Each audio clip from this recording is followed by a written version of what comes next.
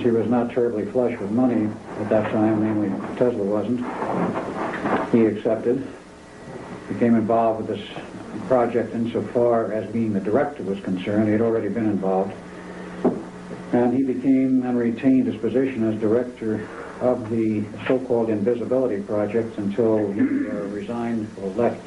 However, it occurred in 1942. 1936, with their studies in the labs there, they decided to have some kind of an early test. They had partial results, which means they had partial invisibility. The Navy was encouraged, everybody was encouraged to continue. And of course the Navy had been funding it almost from the beginning in terms of doing things like giving them little research money and grants and that sort of thing.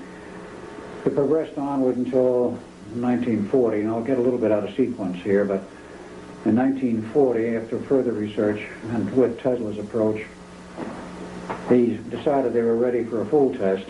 They had a small Navy ship, probably a tender, and two adjacent vehicles, Brooklyn Navy Yard, and the two adjacent vehicles provided the power and the basic drives for the coils and the equipment they had on board the tender, with cables from either side. And the idea being, if they're in the area of the Brooklyn Navy Yard with the cables, if something went wrong, they could cut the cables, and if they got desperate, they could sink the ship. Well, nothing of the kind happened. Everything worked, and the project was declared completely successful. But the important point of that 1940 test was there was no one on board the test vehicle. It was strictly a dry run, no people, no personnel. It's important because of what happened later. Now, in the meantime, other people came on board. There was a Dr. Gustav Levon, a associate of Van Neumann's, who became a close associate. There was a Dr. Clarkson, came in about 1940. But additionally also came a T. Townsend Brown, who had had a strange history I won't go into.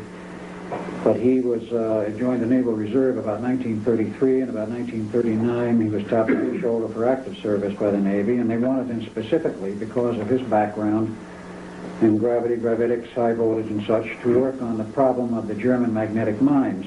He was given the status of the head of a department to develop countermeasures for the German magnetic mines and other mines, minesweeper operations, to develop countermeasures for the German magnetic mines and other mines, minesweeper operations for the Navy.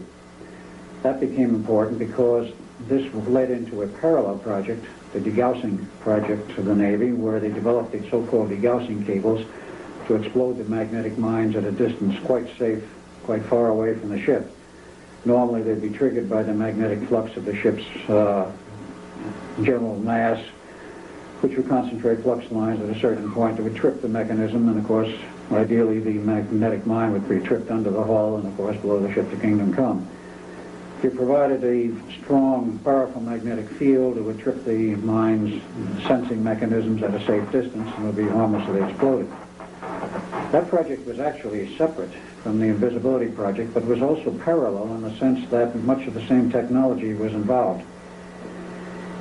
Now, I became involved with this thing. We'll have to go into a little bit of a personal history. We'll again try to condense it because we are, I think, running a little late, but whatever.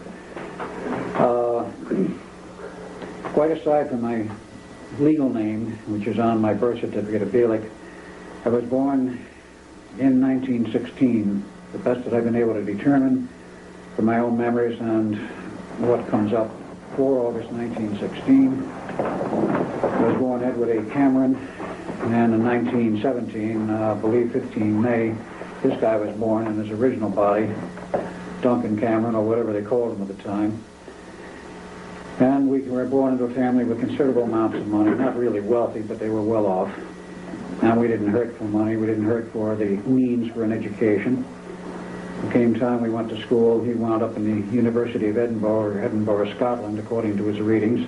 Took a PhD in physics in 1939. I, in the meantime, went to the University of Princeton, bachelor's and master's degree, and so far as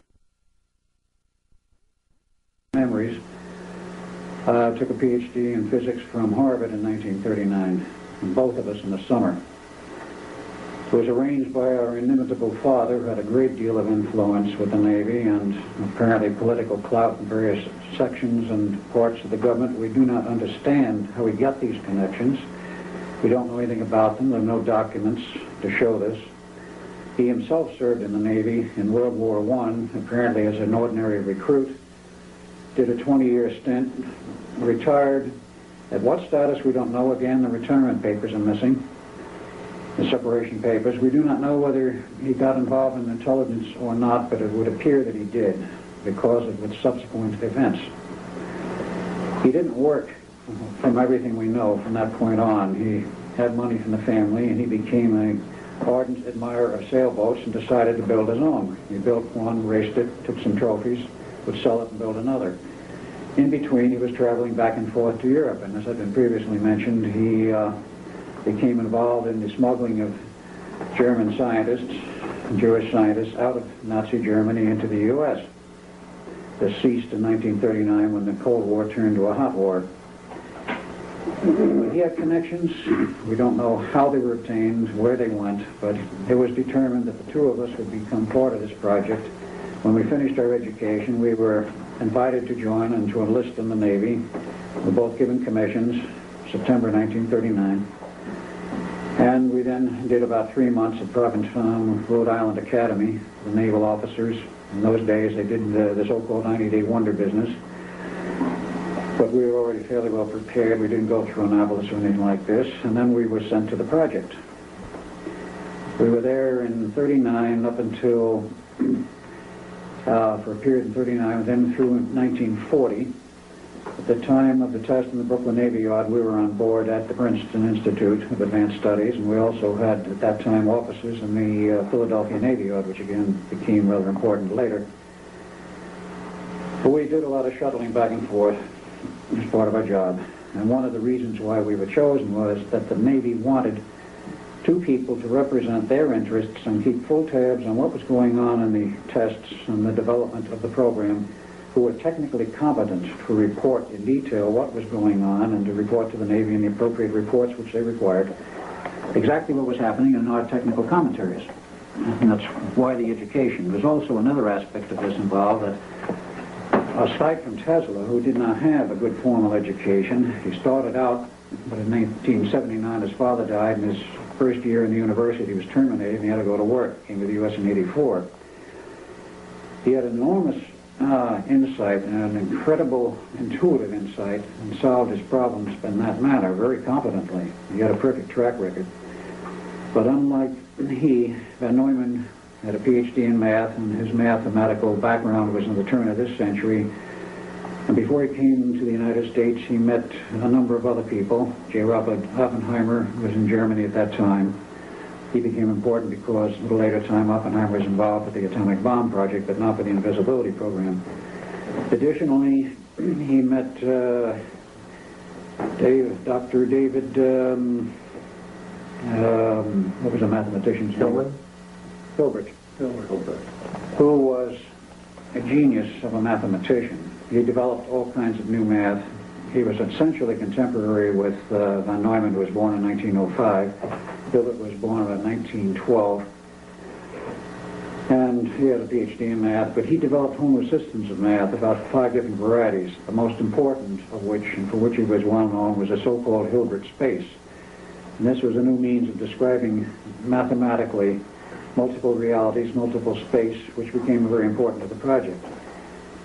Van Neumann met him about 1925, 27, in that period, and took a lot of Hilbert's work and ran with it. And Van Neumann, in turn, developed all kinds of new systems of mathematics of his own. He was also known as a real genius of a mathematician.